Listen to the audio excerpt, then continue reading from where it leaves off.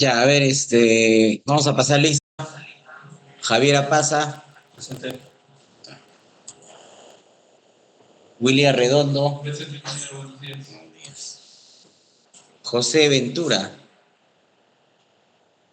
José Ventura. F. Jesús Berrocal. Jesús Berrocal. Angeli Cáceres. Frank Castro. Presente, ingeniero. Ángel Chuyo.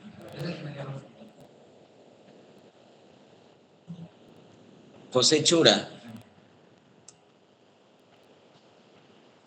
José Coronel. Alexander Cruz. Fabricio Cusi. Presente, ingeniero. José González. José González. Jensi Guerra. Presente. Leonardo Huacayo. ¿Qué? ¿Dónde está Leonardo Huacayo? Ahí está. Juan Huarcaya, su delegado. Gonzalo Juárez. Gonzalo Juárez, F. Víctor Lazo.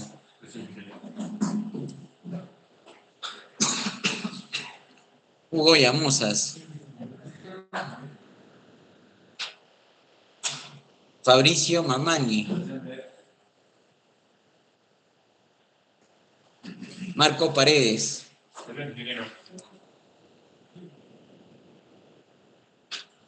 Luis Quispe. Qué suertudo.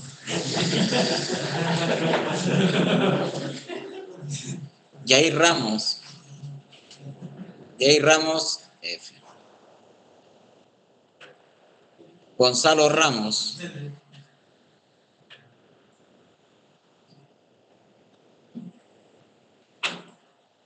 José Rodríguez.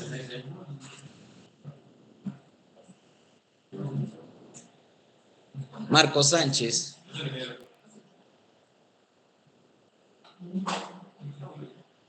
Ronald Sivincha. Y George Villalba. George Villalba.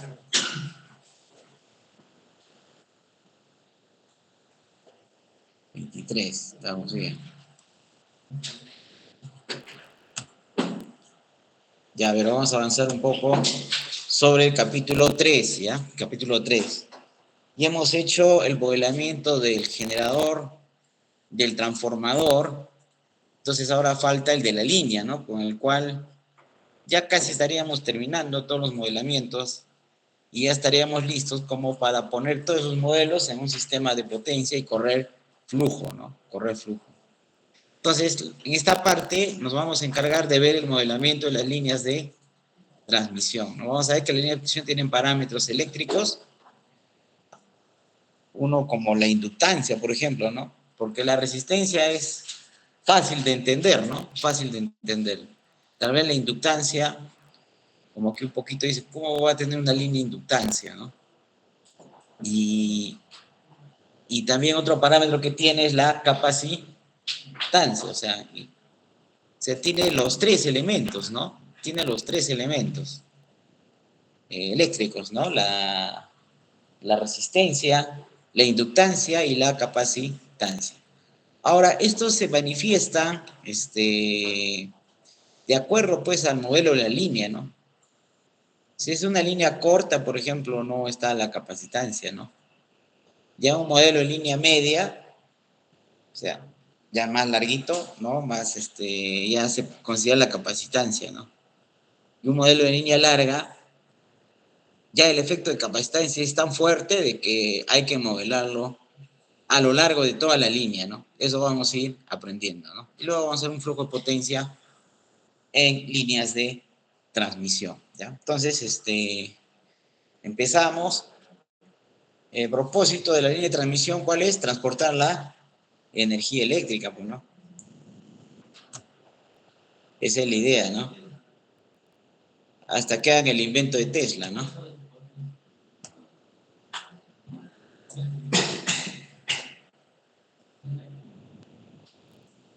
Ya, entonces, decíamos que el propósito de la red de transmisión, ¿sí? ¿Cómo?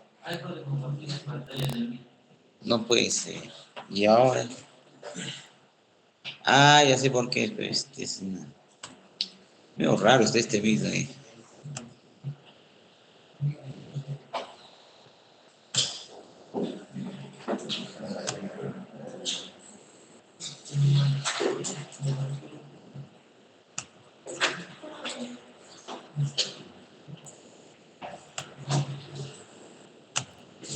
Así creo que hay que hacer ahora, ¿no? ¿Ahora sí? Sí. Ya, ahora sí, entonces. Estamos bien ya. Listo. Oye, el delegado no dice nada. Pasa, delegado. Está jugando Tetris todavía. Bueno, entonces decíamos que el propósito de la línea de transmisión es transportar la energía, ¿no? Porque nuestras unidades de generación están en un extremo, ¿no? Por ejemplo, la central hidroeléctrica del Mantaro, ¿no? Está por Huancavelica, por ahí. Y esa alimentación tiene que llegar a Lima, ¿no? También llega acá a Arequipa, ¿no? A través de las líneas de 220 kV, ¿no? O sea, recorren 1000 kilómetros la energía para llegar acá a Arequipa, ¿no? Entonces salen de Mantaros, van a Cotaruz y de Cotaruz llegan a Socabaya, ¿no? Entonces, ese es el propósito de la línea de transmisión, ¿no? Entonces, es una línea larga, ¿no? Entonces, ya ahí aparecen algunos criterios, ¿no? Algunos parámetros eléctricos que vamos a estudiar, ¿no?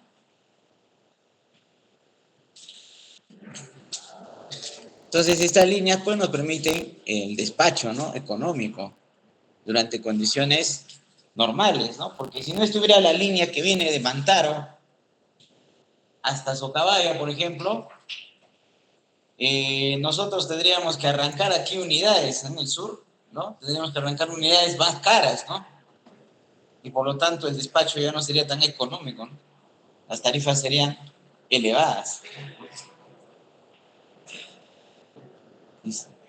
Y también esa línea, cuando hay un apagón en el centro, se puede alimentar desde el sur, ¿no? Desde el sur podemos alimentar, ¿no? Si bien es cierto, todo es rentable, pero es una emergencia, ¿no? Entonces, en una emergencia podemos alimentar del sur al centro, ¿no? Perú. Ya. En estado normal, el flujo vendría eh, del centro al sur, ¿no? Es el flujo normal, ¿no? Debido a que acá en el Perú, acá en el sur hay déficit de generación, ¿no? Económica al menos, ¿no? Rentable, ¿no? Eficiente. Pero en emergencia podríamos alimentar de acá para centro. Entonces, eso es lo que permite la línea, ¿no? Ya hemos visto, ya hemos mencionado, mejor dicho, que esta línea presenta parámetros eléctricos como la resistencia, la inductancia y la capacitancia, que es lo que vamos a estudiar acá, ¿no? Y también pues la conductancia, ¿no? La conductancia. Hablando de la conductancia un poco, la conductancia es más conocida como también pérdidas transversales, ¿no? A esta vez se lo conoce como pérdidas en la línea. En la línea hay pérdidas, ¿no? Este es una de las tipo de pérdidas, ¿no? Transversales, ¿ya? Transversales. Estas pérdidas transversales se dan por dos razones, ¿no? Básicamente. Uno que es el efecto corona,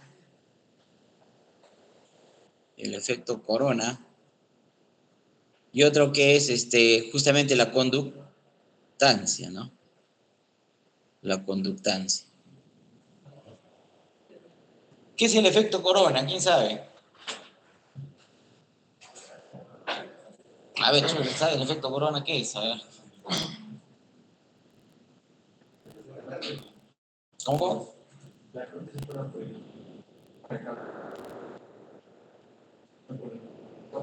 Por el contorno del cable, ¿no? Hay una fuga de electrones. ¿Por qué se produce eso?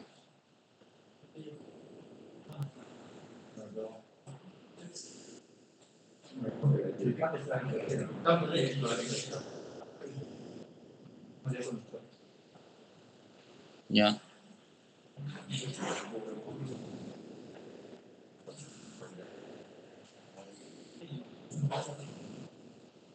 Chula, estabas por ahí, ¿eh? No, no. El efecto corona es una pérdida, ¿no? De energía. Esto es debido a que los electrones que supuestamente deberían conducirse o transportarse a través del conductor, pues, ¿no? Valga la redundancia, a través del conductor deberían ir. estos electrones salen a la superficie del cable, ¿no es cierto? Salen a la superficie del cable. Y por ahí empiezan a irse se empiezan a perder, pues se fugan, se van de la clase, así como algunos. Es un efecto corona, ¿no? Se van. Entonces, si se van, es una pérdida, pues, ¿no? Es una pérdida. ¿Ya? Esto generalmente se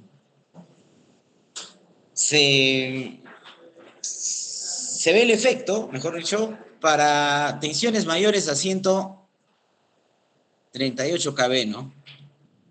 138 kV ya se ve el efecto. Por ejemplo, una línea de 60 y 30 kV, no hay ese efecto corona, ¿no? Es que lo que pasa es que cuanto la tensión es más elevada, ustedes saben que a mayor tensión, el aislamiento tiene una rigidez dieléctrica, ¿cierto? El aislamiento tiene una rigidez dieléctrica. Esa rigidez dieléctrica está determinada para cierto nivel de tensión, ¿se dan cuenta? Para cierto nivel de tensión. Entonces, el aislamiento en la línea de transmisión, ¿cuál es? El aire, pues, ¿no? El aire está ahí, ¿no? Y su rigidez dieléctrica es alta, pero no tan alta, pues, ¿no? Ya cuando la tensión empieza a subir, 138 kV ya es considerable, entonces ya empieza a haber disrupción en el ambiente, ¿no? En el ambiente, en el aire. Y por ahí se va perdiendo, ¿no? Ahora, si el cable está contaminado, es decir, está sucio, ¿no? Una línea, por ejemplo, costera, está con el ambiente salino en los cables, entonces con mucha más razón, por ahí va a conducir el electrón, ¿no? Más facilidad de estabilidad, ¿no? Entonces, por eso es que a veces se hace mantenimiento al cable, ¿no? Hay unas escobillas así como que lo abrazan al cable y lo empiezan a limpiar, ¿no? Entonces, ese es un tipo de mantenimiento para reducir las pérdidas por efecto corona, ¿no? Para reducir las pérdidas por efecto corona. Ahora, este efecto corona es bien característico en el sentido de que tiene sonido y se puede ver inclusive, ¿no? Entonces, cuando uno va a visitar, ustedes que van a ir ya a hacer, ya han hecho de repente visitas técnicas a las subestaciones, o si van a Socabaya, por ejemplo, ya se van a la subestación y van a escuchar un sonido, ¿no? Un sonito así, ¿no? Entonces, algunos preguntan, ¿qué es ese sonido? ¿Qué está pasando? ¿Ya? Ese es el efecto corona, es audible, ¿no? Es audible, ¿ya? Suena.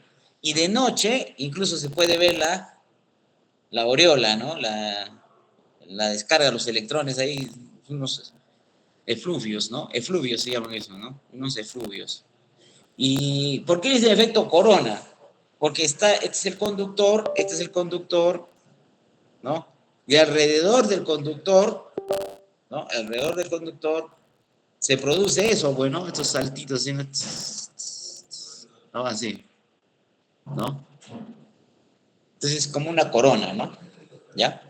Pero en sí, en general, estos se llaman también descargas parciales, ¿no? Así se llaman, descargas parciales, ¿ya? Entonces, su nombre común, o sea, su nombre más generalizado es descargas parciales, o sea, hace una descarga parcial, no total, pues, ¿no? Se descarga porque la corriente que pasa por acá, una pequeña parte, está haciendo descargas con el medio ambiente. Oh, ese señor, ¿qué ha pasado? Ni yo que me muero de sueño, me está contagiando. DJ, ¿qué eres? ¡Hala!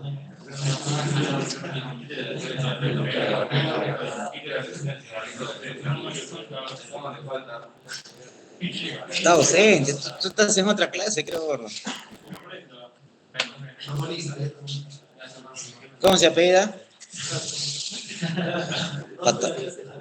Para tomarle la placa.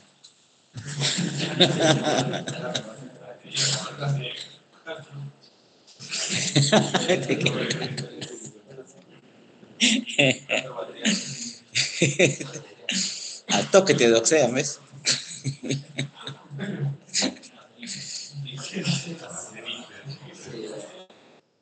¿De qué estábamos hablando, Castro? Esta vez si estás escuchando.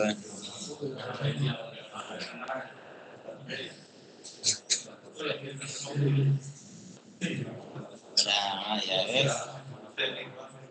Al que se duerme le hacemos bullying, ya saben, ya se... Ni atrás hemos dicho eso. No, es que está aburrido la clase, entonces ya le pones sal y pimienta, pues. Claro, ya le pones sal y pimienta. Ya. O sea, decía, te vas a dormir. Ya, atento, Castro.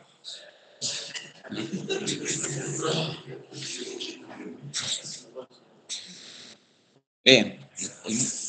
Entonces estábamos hablando del efecto corona. Eso va a venir en el examen, Castro. Estoy diciendo, ¿no? Va a venir el examen, después dicen, no, que no sé. Y él está durmiendo. Ya, entonces les decía que eso se llama descargas parciales, ¿no? Pero cuando ocurren los cables, toma el nombre de efecto corona, ¿no? Pero esto también ocurre, por ejemplo, en los generadores, ¿no? Los generadores en el aislamiento, los generadores, hay bastante descargas parciales, ¿no? Entonces, tanto así que se pueden medir inclusive las descargas parciales online, offline. Ya son mantenimientos que se hacen a los generadores, pero sobre estas descargas parciales, ¿no? En los generadores, las descargas parciales ocurren porque el aislamiento no es sólido, pues el aislamiento es así como el queso, ¿no? Partes el queso, siempre hay huequitos, ¿no? Ya, algo así hay, ¿no? Esos huequitos. Entonces, en esos huequitos del queso, digamos así, que está ahí, ¿no? Como está sometido una tensión acá y otra tensión acá, entonces acá hay un vacío. Y en ese vacío empieza a ver las descargas parciales, ¿no? Sí, ¿no? Y empiezan a ver las pérdidas, ¿no? ¿Ya? Entonces, en general se llaman descargas parciales, en líneas toma el nombre, en línea de transmisión toma el nombre de efecto corona. Su nivel de tensión es de 138 kV para arriba, hay que preocuparnos sobre el efecto corona, y son pérdidas, pues, ¿no? Y son pérdidas transversales, porque a través de la línea está así, por acá se está perdiendo, ¿no? Transversalmente, ¿ya? No se está perdiendo longitudinalmente, ¿no? Longitudinalmente, ¿qué pérdidas hay? ¿Cuál? La resistencia, o sea, la pérdida por efecto Joule, ¿ya? Esas pérdidas longitudinales y pérdidas transversales. Pero habíamos dejado otro punto, ¿no? Pérdidas transversales por conductancia, ¿no? Por conductancia. ¿Qué significa eso? Que el aislador, por ejemplo, si se ensucia mucho, disminuye la línea de fuga. Al disminuir la línea de fuga, por ahí empiezan a haber descargas, ¿no? Hacia tierra, ¿no? Entonces, por eso también se hace mantenimiento, ¿no? ¿Han visto ustedes? En la línea de transmisión, el mantenimiento consiste en limpiar toda esa cadena de aisladores, ¿no? ¿Para qué limpian toda esa cadena de aisladores? Para que esté bonito, para que se vea bonito, para que esté lustradito, chévere, no.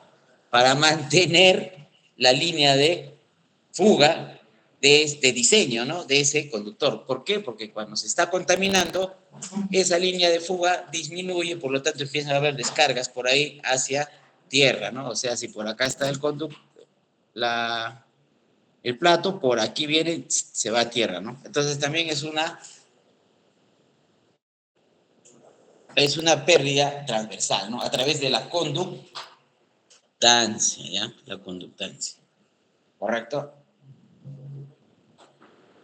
Entonces hay que entender todos estos parámetros eléctricos para hacer el modelamiento de líneas de transmisión y su respectivo análisis, ¿no?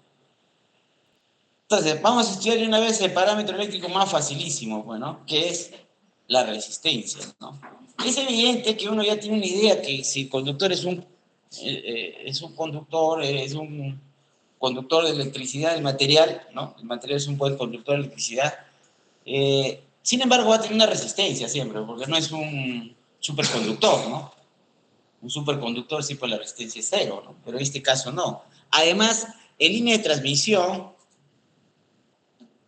¿qué tipo de material se utiliza? El oro, el cobre, el aluminio. ¿Qué se utiliza? A ver, para un punto, alguien me dice por qué.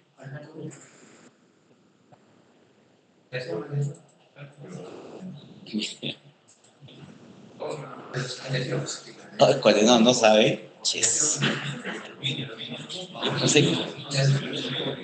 Sí, me está conversando con Chá que tejí hace 2 minutos. No sé. Bueno, es el aluminio, pero ¿por qué el aluminio? Por el peso, por el peso. Por el peso, ¿no es cierto? Pero el aluminio tiene una contraparte, ¿no? Que es menos conductor que el cobre, porque con cobre debería ser, ¿no? Mejor con oro, ¿no?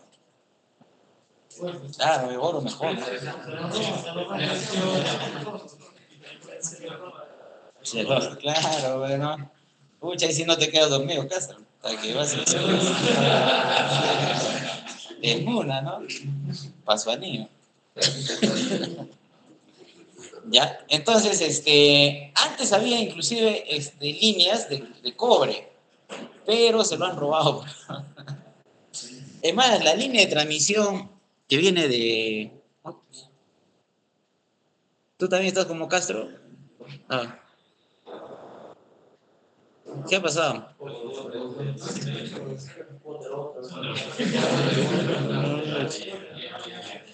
Cambiamos de punto, cambiamos de punto. Ah, ¿estás escuchando por ahí? ¿Seguro?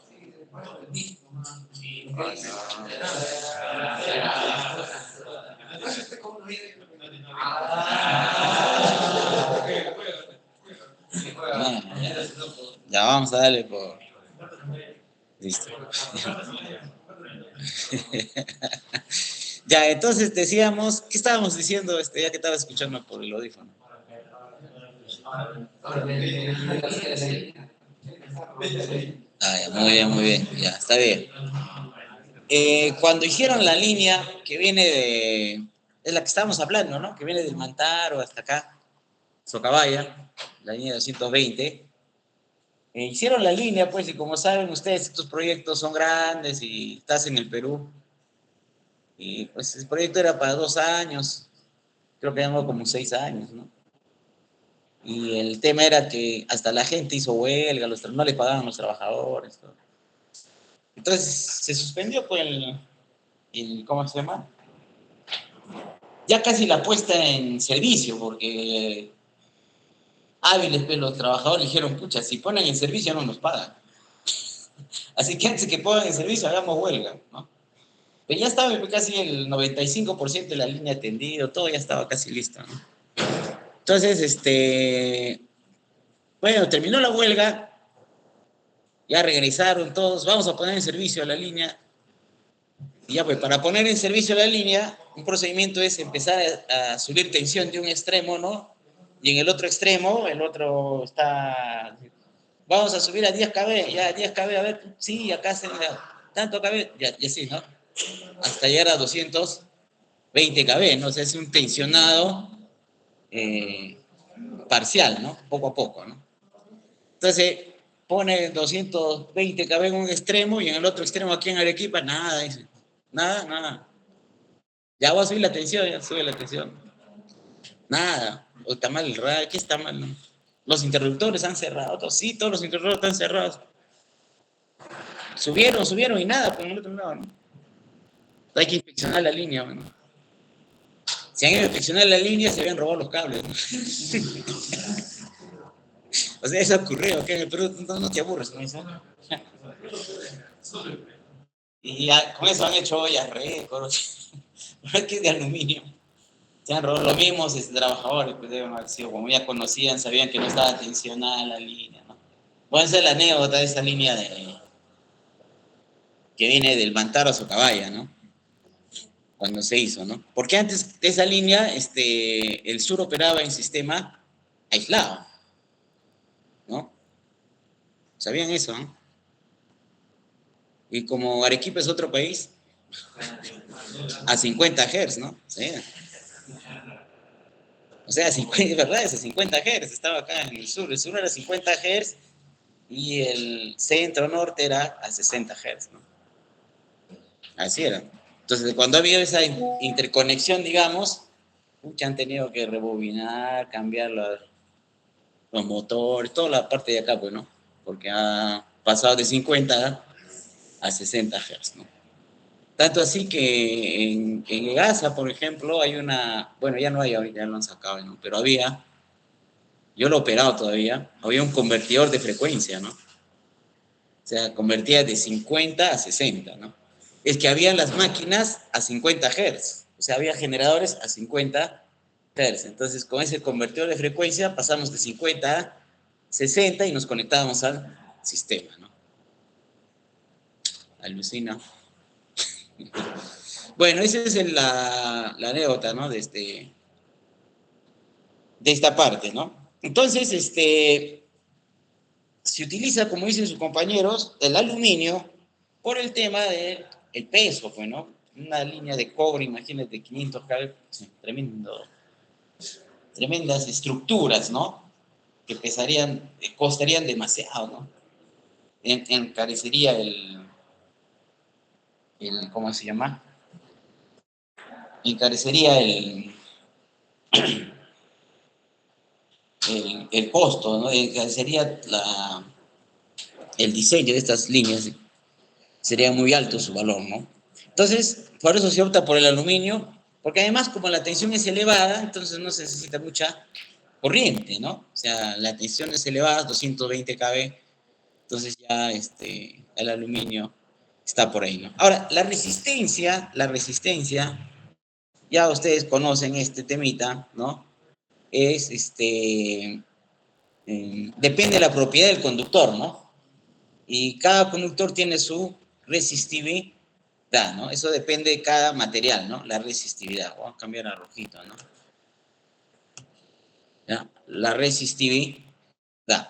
Ahora, otro parámetro que cuanto más largo es el conductor, más resistencia, ¿cierto? Entonces, es directamente proporcional a la longitud y cuanto el área es mayor, menor es la resistencia, ¿no es cierto? Porque hay mayor pasada de los electrones, ¿no? Entonces, inversamente proporcional al área. Entonces, esa básicamente es el concepto de resistencia, ¿no? Pero este concepto de resistencia está dado para corriente directa, ¿ya? Para corriente directa. Esta resistencia se ve afectada, ¿no? Por varios factores. Uno de ellos es ¿quién? La temperatura, ¿ya? La temperatura. Eh, se han llevado, bueno, creo que ya no llevan ese curso, ¿no? De materiales eléctricos, ¿o sí? Pero hay un curso de tecnología, ahí no llevan ya. Ajá, ahí deberían llevar, ¿no? Alguna vez lo dicté hace años. Lo dicté, ¿no? Pero yo lo dicté como un curso de materiales eléctricos, ¿no? Como materiales eléctricos. Ya, bueno, ahí se analiza pues los conductores, los materiales, ¿no? Desde el punto de vista eléctrico, ¿no? Y nosotros sabemos que un conductor, un material conductor, cuando la resistencia aumenta, ¿qué pasa cuando la temperatura aumenta, ¿qué pasa con su resistencia? Disminuye, ¿no? Porque más temperatura, los electrones se mueven mucho más, se chocan entre sí y hay más problemas, ¿no? En cambio, si tú estás hablando de un material no conductor, con la temperatura aumenta la conductividad, ¿no? O sea, la resistencia disminuye inclusive, ¿no? Esa es la contraparte, ¿no? Entre un material no conductor y un material conductor, ¿no? Bueno, en este caso estamos utilizando materiales conductores y por lo tanto la temperatura va a aumentar. La temperatura va a aumentar la resistencia. Otro factor es, por ejemplo, la frecuencia, ¿no? La frecuencia. Ya no es lo mismo a una determinada frecuencia, a 60 Hz, que a DC, o a 1 kHz, ¿no? La resistencia va a aumentar, ¿no? Ahí aparece el famoso efecto skin, efecto Kelvin o efecto piel, ¿no? Que le llaman, ¿no? ¿No? Que cuando la frecuencia aumenta, la, la corriente, los electrones suelen pasar, se suelen abrir del conductor, ¿no? Ahorita lo vamos a explicar, ¿ya? Ahorita lo vamos a explicar. Me estoy adelantando, ¿no? Me estoy adelantando. O habíamos explicado por temperatura y por espiralado. Lo que pasa es que el conductor, ¿no? Es algo así, ¿no? ¿Se acuerdan? Tiene hebras, ¿no es cierto? Un montón de hebritas, ¿no? Así, ¿no? Un montón de hebritas. Entonces, realmente esa hebra, si se estira, es más largo, ¿no? Entonces el espiralado hace que la resistencia aumente, ¿no? ¿Ya? Justo está acá el tema del efecto Skin, ¿no? ¿Por qué varía la resistencia por efecto de la frecuencia, ¿no?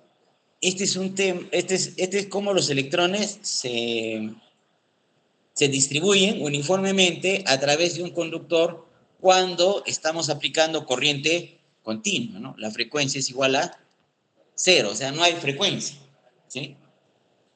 Y este lado de acá es cuando aplicamos corriente alterna, ¿no? O sea, la frecuencia es diferente de cero, ¿no? Entonces, cuando es diferente de cero, ustedes ya saben que cuando fluye una corriente, ¿qué se genera? Un campo magnético, ¿no es cierto? Fluye una corriente y un campo magnético. Hay un campo magnético, aparece una corriente. Cualquiera de las dos cosas ocurre. En este caso, si hay corriente, entonces se va a generar un campo magnético. El problema es que en corriente alterna, ¿qué pasa con la corriente? Va en un sentido y después va en otro. Va en un sentido y en otro. Entonces, ¿qué pasa? Se genera un campo magnético variable. ¿Ya? Y eso ya hemos visto en generadores, ¿no? ¿Qué pasa cuando el campo magnético es variable? Se puede inducir una tensión, ¿no? Entonces, acá, al ser el campo magnético variable, se induce una fuerza electromotriz contraria al sentido de la corriente, pues, ¿no? Que se opone. Y entonces esa fuerza electromotriz se concentra por esta zona, ¿no? Y hace de que por esa zona aumente la resistencia, ¿no? Al paso de la corriente, y por lo tanto la corriente se desplace hacia los extremos, ¿no? Eso hace, dice, que se reparta por toda la sección, sino que tiende a concentrarse en la parte externa, ¿no? Por eso se dice efecto piel, ¿no? Efecto skin, ¿no? Efecto piel. ¿Ya? Ahora, para 60 Hz que nosotros utilizamos, no es mucho, ¿ya? No es mucho la variación, no es mucho la variación.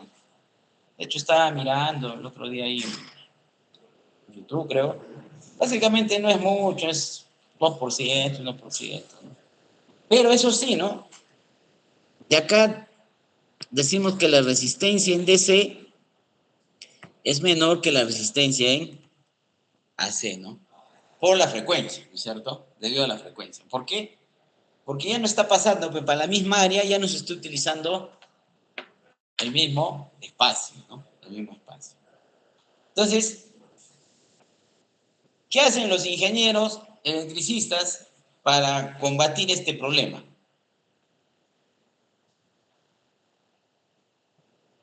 Pues es un problema, ¿no? O sea, no es eficiente ya, ¿no? O sea, hay parte de este conductor, toda esta parte de aquí no se está utilizando, ¿no? No se está utilizando esa parte. Entonces, si no se está utilizando, ¿qué hacemos? Lo sacamos, bueno, ya está listo. Por eso es que algunos sistemas, unas barras, digamos así, en las subestaciones, algunas barras, cuando sobre todo son subestaciones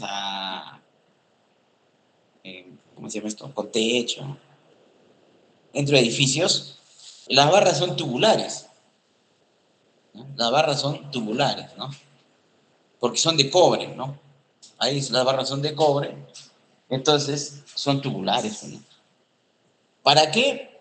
Para, ¿Para qué ponemos un cobre macizo si sabemos por el efecto Skin que por el medio no va a pasar corriente? ¿Sí? Entonces mejor le hacemos un tubular, ¿no? Y toda esa cantidad de cobre no lo usamos. Aparte que el peso también, ¿no? Nos alivia en cuanto al peso, ¿no? En cuanto al peso. ¿Qué más se hace? Otra técnica para combatir el efecto Skin. ¿Qué hacen los ingenieros? No utilizamos conductores macizos, ¿no? Para línea de transmisión. ¿cómo utilizamos conductores? Con hebras, ¿no? Hebritas. O sea, en un conductor, a veces es así, ¿no? Varias, cuando tú lo cortas, ¿no?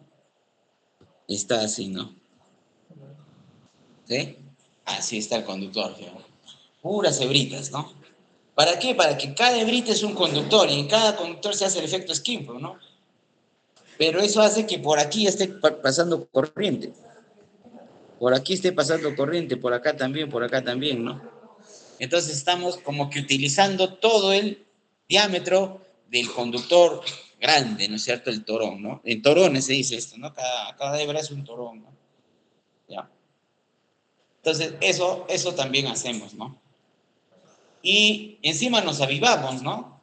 Nos avivamos, ya que decimos, bueno, entonces como por el medio no funciona bien la cosa, entonces lo que vamos a hacer es, al medio le vamos a poner, ¿no? Un conductor de acero, ¿no?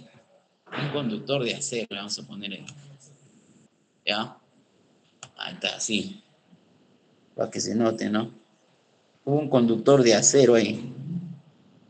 ¿Para qué le pone un conductor de acero ahí?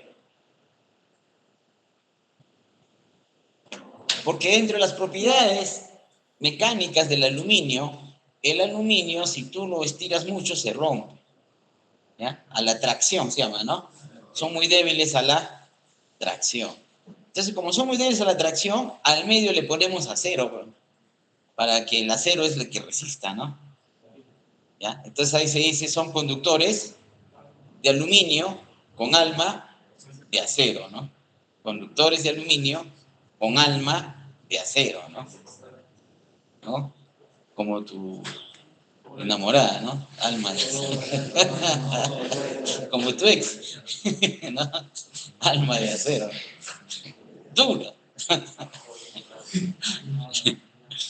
Como tú comprenderás. Entonces, ¿eso qué permite? Que el conductor sea más fuerte, ¿no? No se deslice. Y además estamos aprovechando el centro, porque por el centro no conduce electricidad, ¿no? O sea, no le estamos quitando mucho eficiencia al cable, ¿no? En cuanto al paso de la corriente. ¿Conforme? Listo.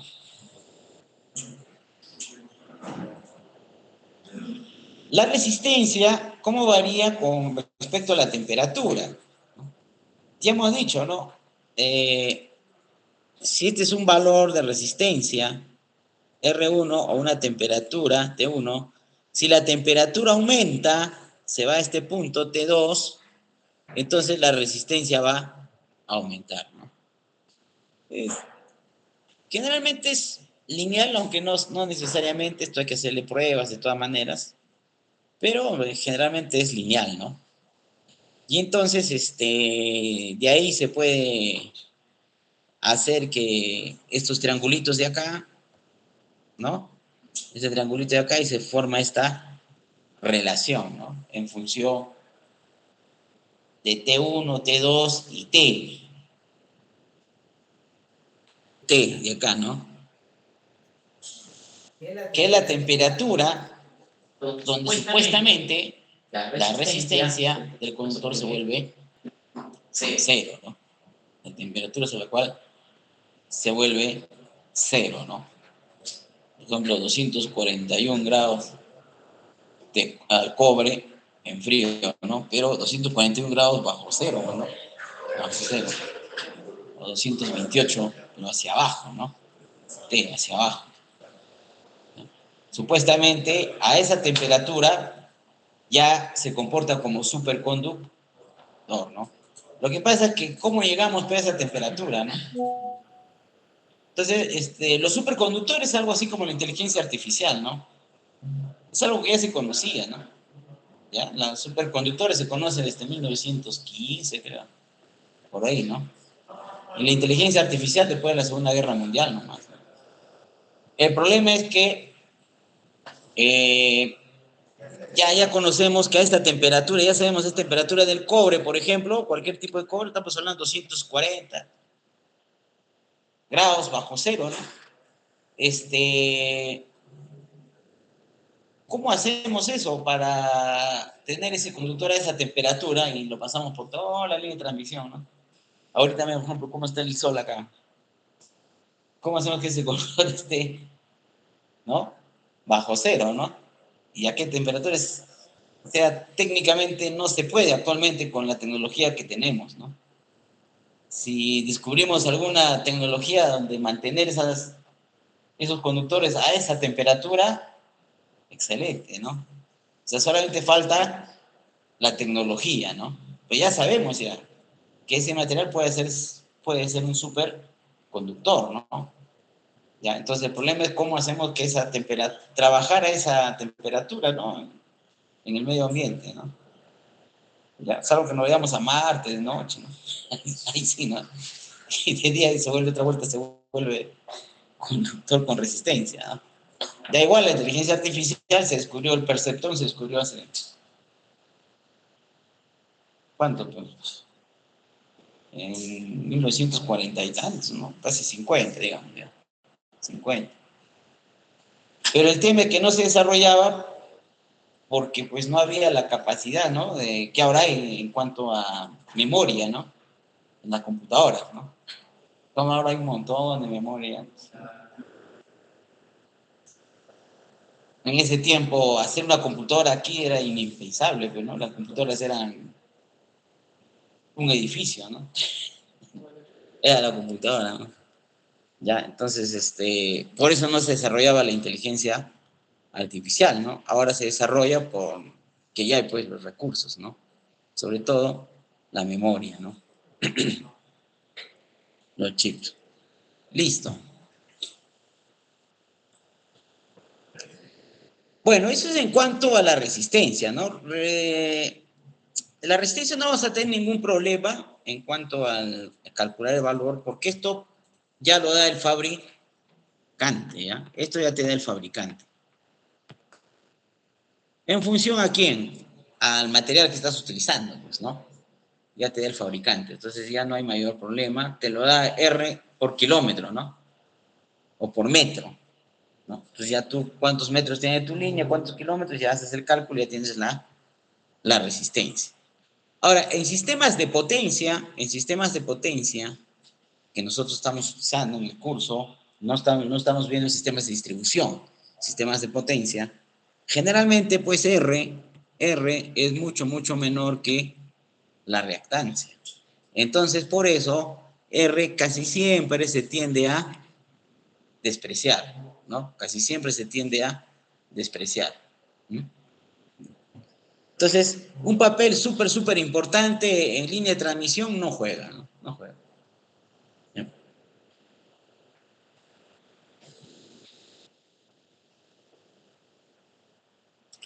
Más bien, sí juega un parámetro eléctrico muy importante que sí juega es la inductancia. ¿Qué fue? ¿Qué ha pasado? ¿Hemos resonado?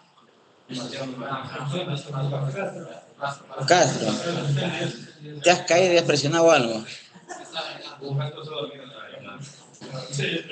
Con su nariz ha presionado algo.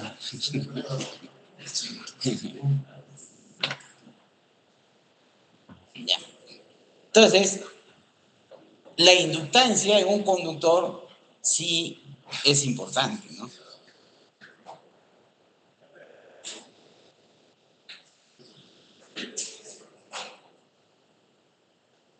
Entonces, ¿cómo es posible, ¿no? Que aparezca una inductancia, ¿no?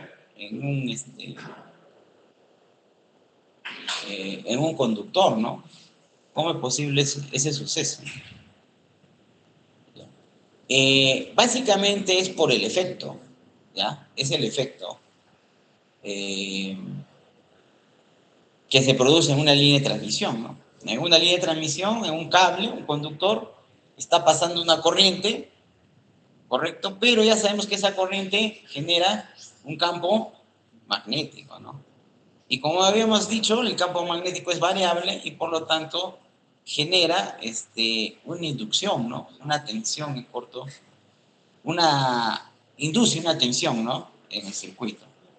Entonces, esa tensión en el circuito hace de que se retrase un poco la corriente, ¿no? Hay una impedancia ahí, ¿no? Entonces, eso es lo que se trata de representar mediante la inductancia, ¿no? Aparte de eso, hay una eh, inductancia, digamos así, debido a las otras fases. O sea, las otras fases, la fase R, la fase S, la fase T, entonces también se va a producir, ¿no? O sea, mira,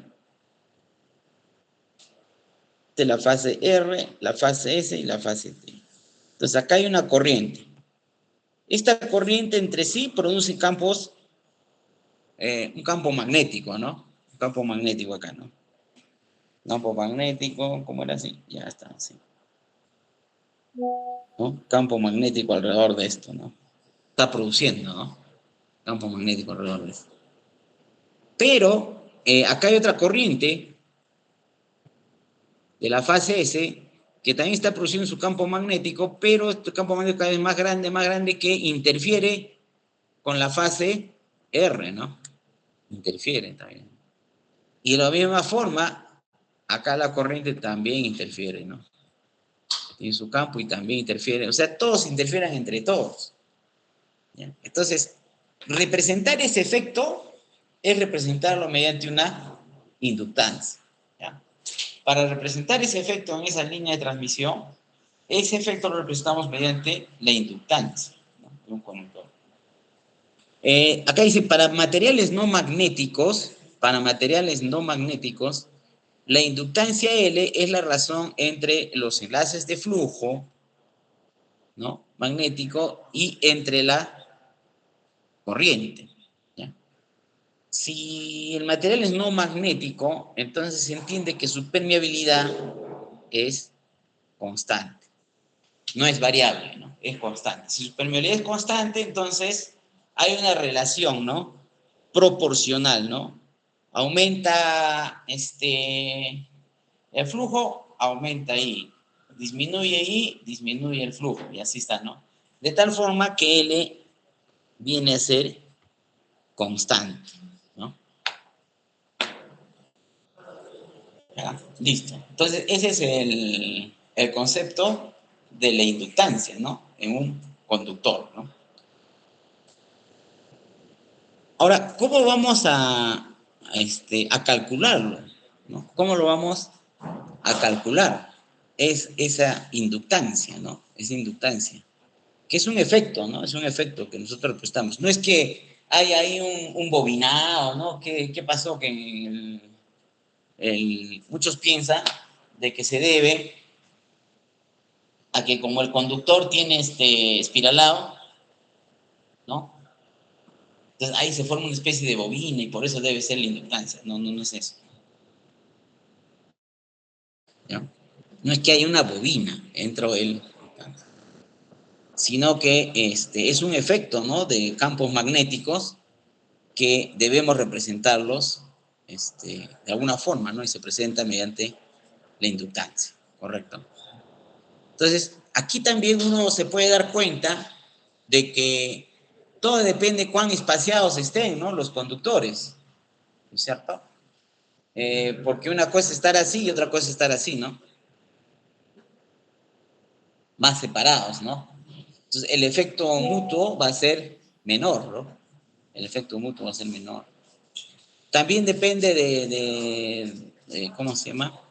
Si están apantallados o no. Bueno, ya eso es para cables, ¿no? Para cables. Nosotros estamos hablando de línea de transmisión, ahí no están apantallados. Entonces, también depende mucho de la geometría, ¿no? De la geometría de la línea de transmisión. O sea, la línea de transmisión, por su geometría, va a determinar también el L, ¿no? Porque una cosa es que estén así, o sea, lo estamos viendo así, ¿no? Mirando la estructura. Pero también podría haber una estructura así, ¿no? En triángulo, ¿no? O también podría haber una terna que generalmente se ve esto, ¿no? Una terna va por un costado de la torre y por otro costado de la torre va la otra línea, ¿no? Otra terna.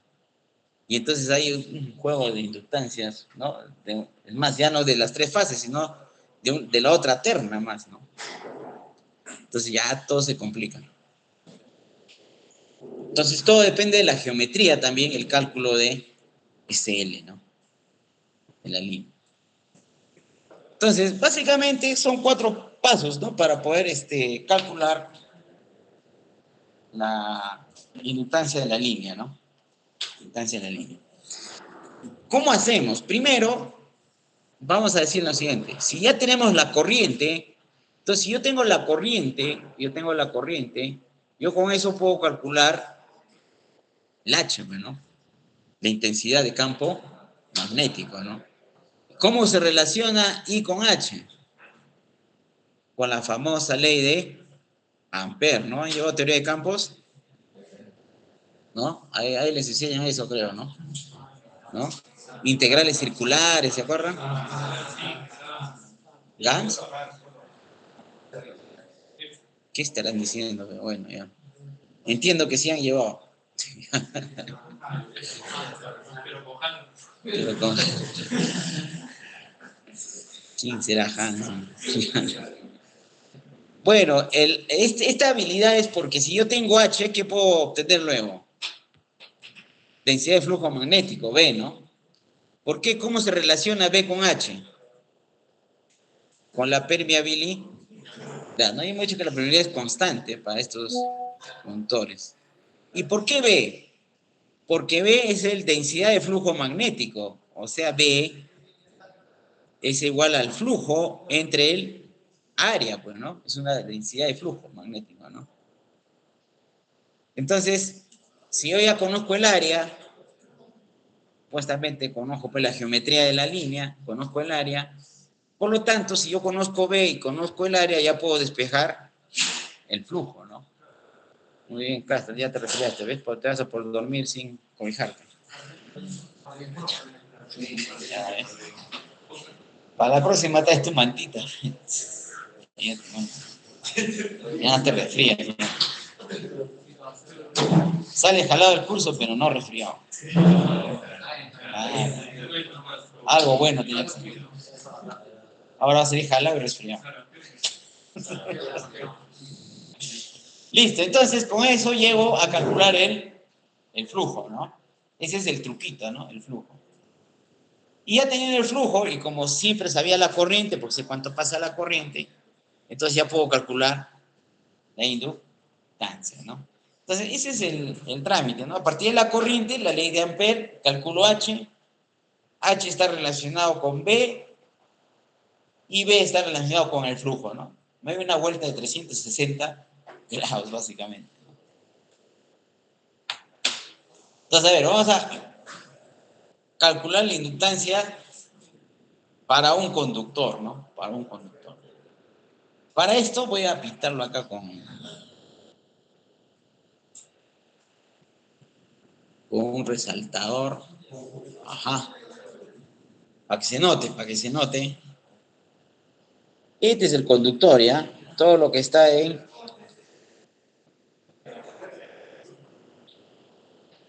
Todo lo que está dentro de este círculo, ¿no? De radio R es el conductor, ¿no? Es el conductor. Entonces, dentro del conductor se está distribuyendo una corriente, pues, ¿no? La corriente total de ese conductor, ¿cuánto es? Ahí dice I, ¿no es cierto? La corriente total de ese conductor es I. Correcto. Entonces, la corriente total de ese conductor es I. Pero yo voy a calcular... ¿Qué pasa? No quiere. ¿Sí? Ponle ahí. No.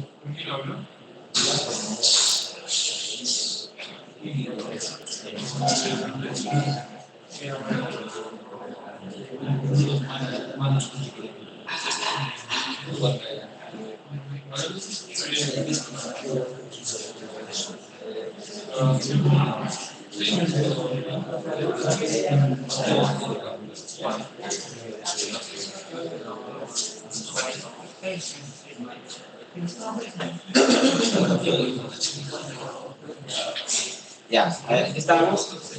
Fácil.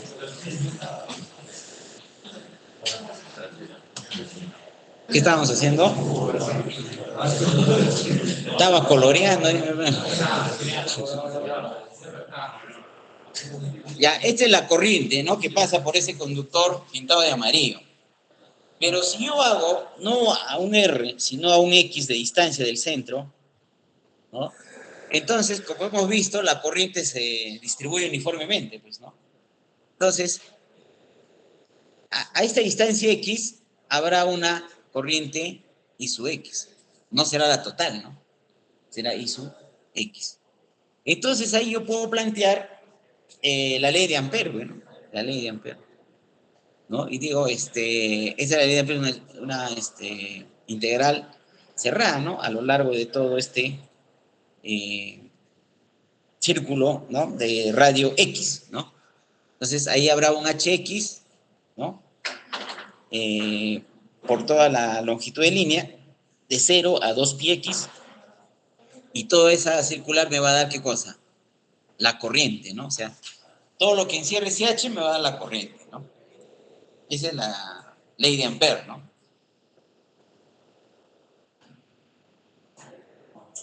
Entonces, si de ahí yo integro y despejo Hx, sería esta expresión, bueno, ¿no? Diferencial de L, un diferencial de L de 0 a X, 0 desaparece, 2πx nomás queda, ¿no?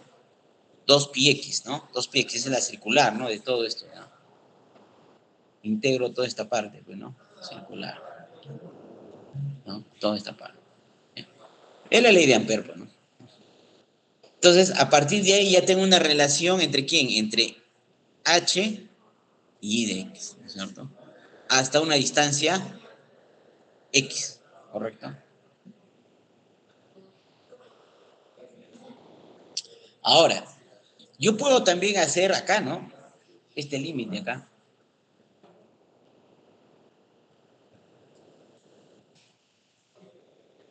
Pero eso es fuera del conductor, ¿sí? Pero la característica que voy a obtener ahí fuera del conductor es que así yo tome este límite o tome este límite de acá, en cualquiera de los dos, ¿cuánto va a ser la corriente siempre? Ahora va a ser I, ¿sí o no? En cambio, cuando estoy dentro del conductor, la corriente es proporcional pues, al área que yo estoy limitando, ¿no? ¿Ya? Entonces, hay dos eventos, ¿no? Un evento dentro del conductor y otro evento fuera del conductor. Entonces, vamos por partes, ¿no? Primero establezcamos el enlace que hay dentro del conductor, ¿no? Y después fuera del conductor, porque son diferentes el trámite, ¿no? Entonces, primero hagamos dentro del conductor, es decir, este X va de 0 a R nada más, ¿no? De 0 a R. No puede ir más, ¿no? Para que sea dentro del conductor, ¿no? Entonces, hemos llegado a esta expresión, ¿no? Esta expresión hemos llegado. Pero, ¿y su X cómo lo mido? Pues, ¿cómo pongo el amperímetro para medirlo? No se puede, ¿no? Lo único que yo sé es I, porque I sí lo puedo medir. I los sé, pero I su X no sé, ¿no? ¿Cuánto será I su X internamente en el conductor? Es imposible de saber. Sin embargo, me voy a aprovechar de esta proporcionalidad, ¿no? Que hemos dicho, ¿no? O sea, para la área total del conductor con R al cuadrado, ¿cuánto está pasando? I, ¿no es cierto? Pero para un área pi X al cuadrado, ¿cuánto estará pasando? I su X, ¿no? Entonces, de ahí yo despejo I su X y reemplazo acá, pues, ¿no? I su X acá. Y al reemplazar me va a quedar esta expresión, ¿no? Ahí, ¿qué ha pasado? Que ya no está I su X, desapareció. Está I. I es dato, ¿no? Es medible, ¿no es cierto? X es el área a donde yo voy, a qué punto voy a, hasta qué punto quiero, ¿no? Establecer el flujo. R es dato, ¿no es cierto? Por lo tanto, 2pi también es dato, ya puedo calcular el H, ¿no? Que es el evento que nosotros queremos. Entonces, como ya puedo calcular el H para cualquier X, entonces ya puedo calcular también la densidad, ¿no? Magnética para cada H de X, ¿no? Multiplicando solamente por la permeabilidad, ¿no? La permeabilidad. Entonces, si yo reemplazo el HX acá, me queda esa expresión, ¿no? Me queda esa expresión. La densidad de flujo en función de X, ¿no? En función de X. Considerando que X va de 0 a R, nada más, ¿no? Ahora, el flujo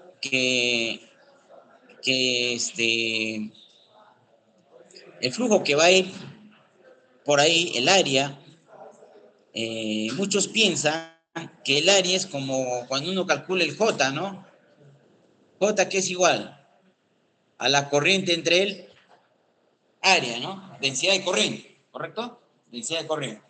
J es igual a entre área. Y lo que mides, ¿y el área cuál es? Ah, el área, dicen, el área es esto. Generalmente, ¿no? Pero cuando nosotros calculamos la densidad, nosotros sabemos que el H está por acá, ¿no? Así, el H. Así está el H, ¿sí o sí? Tangente al punto donde hemos hecho que es X, ¿no? Así está el H, ¿no? A todo ¿no? Entonces, ¿cuál es el área?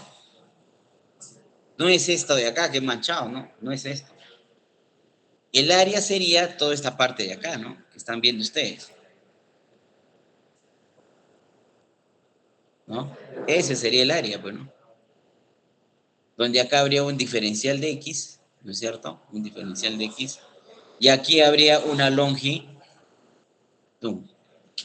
Esa longitud podría ser la longitud de la línea de transmisión. ¿Sí? Podría ser la longitud de la línea de transmisión, porque el conductor, ¡guau!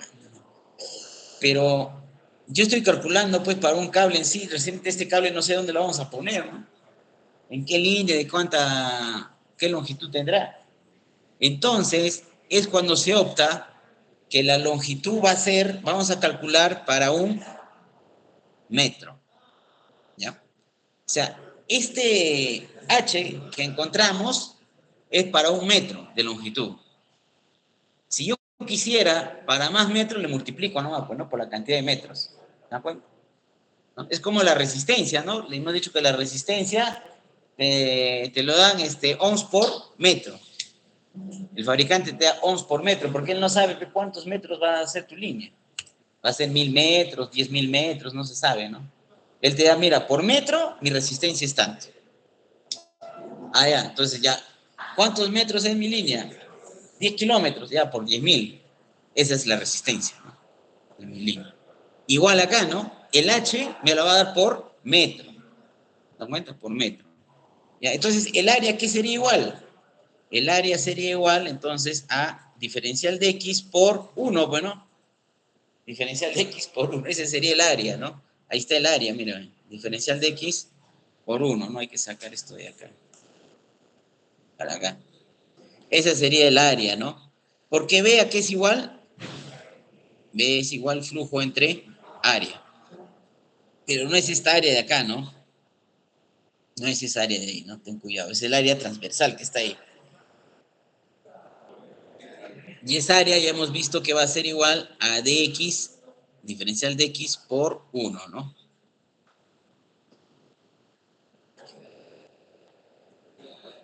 Y de ahí voy a encontrar, ¿qué cosa? El diferencial del flujo, ¿no? Diferencial del flujo. Entonces ya ahí reemplazo, b de x reemplazo acá, todo esto está acá reemplazado, y ya tendría diferencial del flujo, ¿no? Ahora, ¿qué cantidad de flujo va a pasar por ahí, no? Esa cantidad de flujo depende de I, ¿no es cierto? Depende de I y depende del área, ¿no? Esa cantidad de flujo que se va a enlazar depende del área, ¿no? O sea, es una fracción del área, ¿no? Es una fracción del área, o sea, pi x al cuadrado entre el área total, pues, ¿no? Pi r al cuadrado. Esa fracción es la fracción del flujo que va a pasar, ¿no? Entonces, si yo hago eso, voy a obtener el flujo enlazado realmente, ¿no? Por esta área de acá, ¿no? Eso hay que tener cuidado, ¿no? El flujo enlazado por ahí no es el flujo total, ¿no? Es una fracción del flujo. Ya reemplazando, me tengo esta expresión, ¿no? Esa expresión. Bueno, esa expresión la pongo acá y como este es diferencial, entonces le integro, pues, ¿no? De 0 a R.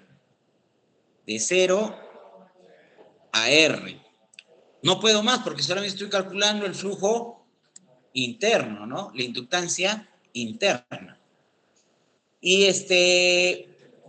integrando esta función x al cubo sería x a la cuarta sobre 4. Cuando x sea r, r a la cuarta, ¿no?